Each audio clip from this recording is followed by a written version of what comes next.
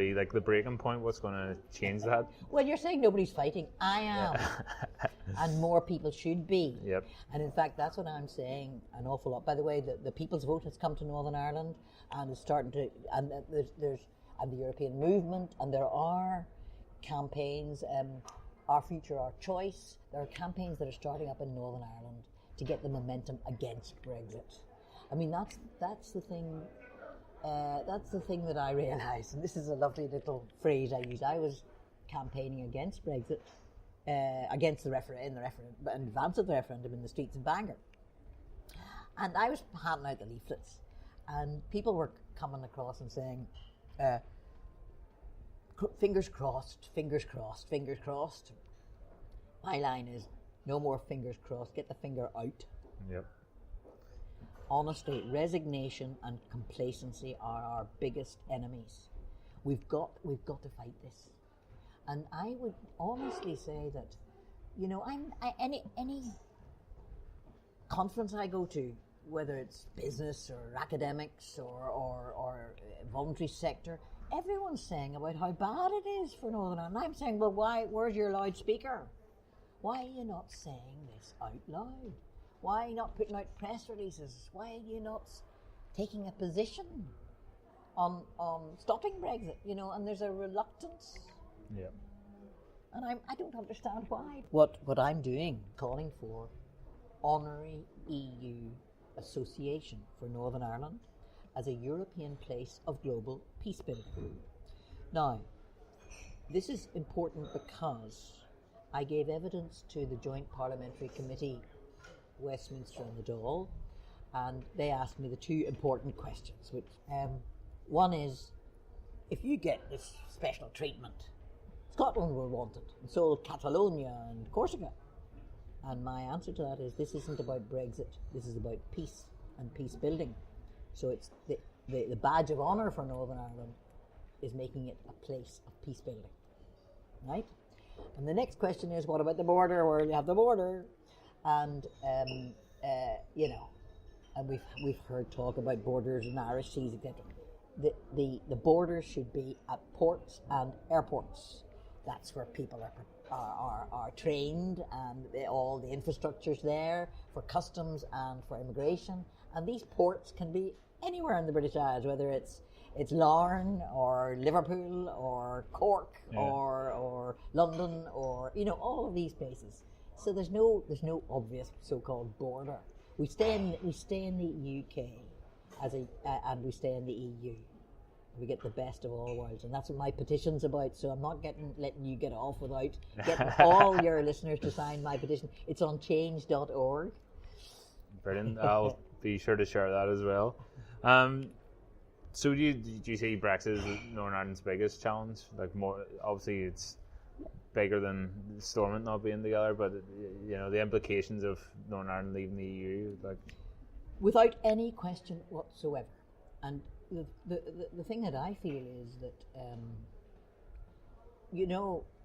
I wonder, and I've heard other politicians say this, I wonder if there's any advantage for any party to get up into Stormont to oversee what will be an economic and political catastrophe, which will be Brexit in Northern Ireland. And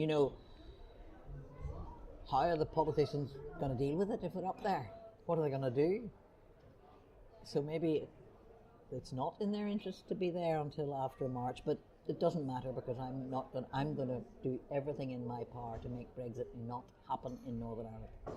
And how do you think it's going to pan out? Because I don't think if you look at the UK government's response, it doesn't seem like they know what they're going to do with Northern Ireland. So I know. The DUP proposed a bridge between Northern Ireland and Scotland. Did you see that? Yeah, I've seen that. And I wrote a bit sort of saying, I wonder, would they be ready to swap the bridge for the backstop? If they would accept the backstop, maybe Brussels could offer them at least a feasibility study for the bridge. But I haven't heard where that's gone. That was in the press recently.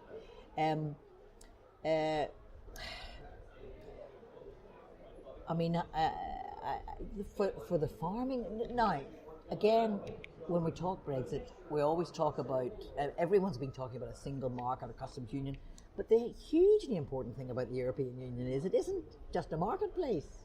There's other people in it, people who don't operate businesses, or, there's students, for example, and all the wonderful access students had through the Erasmus program. Yeah. Gone. There's research, there's universities, huge funds for research for the universities. And then there's the farmers and there's the fishermen. And farmers, the Common Agricultural Policy, 87% of a farmer's wage comes from Brussels. Now, there's those that would argue that, but that's money we give already and don't get back, but we are net contributors in Northern Ireland to, net recipients, we receive more from Brussels than we give in. Yep. And farmers, I've been trying to talk to farmers and talk them around, and a lot of them are sitting on a fence and otherwise, but I think they're starting to see how serious Brexit could be for them. And what was your question? How are we going to? I do believe that there's a very interesting momentum starting now. Now maybe it's for the people to vote. And maybe that's something we should focus on, because it's very well argued that, if you see the deal, we want the right to say what we think of it. But we don't want just the right to say what we think of the deal, to vote on the deal. We also want the right to choose to stay in the European Union. And that must be a question that is put to us. The deal or out or in. Yeah, it's going to be a very interesting few months and years. I think the next June or July we're supposed to be leaving the EU. Oh, so I don't. You're not 29th of March. March, so yes. I'm giving 2 months in advance. Yes. Maybe that's just my. I know. Start learning your. No, excuse me. Yes, March. I mean, honestly, it disturbs me very, very seriously to see the potential of that cliff edge. And it really is. People have got to see how bad this is. George Mitchell, just this week, he's in Belfast at the moment. Obviously, former chair of the Good Friday Talks. He said that we were in he used the word dangerous situation. I don't want to use that word because I don't want to be accused of scaremongering. Yeah. But this is definitely not a good place we are in at the moment. And we've got to campaign and fight to make it different. We deserve better, that whole movement trying to get people up, get Stormont back. Yeah, we should be getting Stormont back, of course, and we should be blocking Brexit too. And we should be standing up for what's right for the people of Northern Ireland.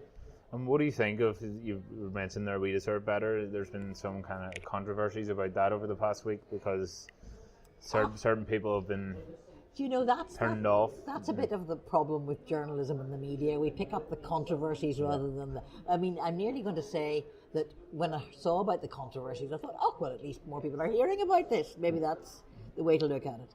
Who should speak and who shouldn't speak and all of that. That's an awful pity. This is an honest to goodness grassroots movement that wanted to tell the politicians to get back to work.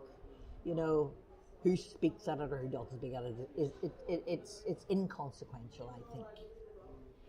It's very good to see people getting their fingers out. Absolutely. Yeah. And we'll finish on a high. What is it that gives you the hope for the future in Northern Ireland in the midst of everything that's going on? Is there anything in particular that kind of gives you that fire or gives you that hope for the future? There's something pretty special about Northern Ireland. There really is. About the people, about the mix, about our experience, about our compassion, about our scenery, about, not the weather, maybe. But, there is something very special about what we've been through and how we've learnt from it. And I think we've got a lot to teach the world. And I really do love bringing people to Northern Ireland and showing them things and talking to them about everything we've been through. And